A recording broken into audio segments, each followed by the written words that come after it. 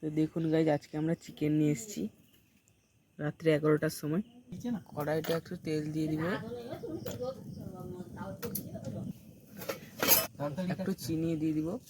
তেলটা একটু গরম করে একটু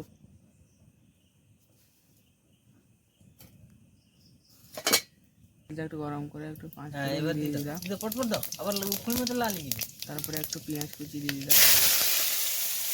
পেঁয়াজ কুচি দিয়ে দিলাম, পেঁয়াজ হয়ে গেছে। এবারে রসুনটা দেওয়া হবে।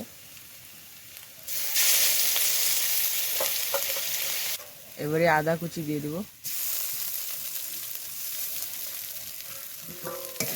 একটু নেড়ে চেড়ে দেবো।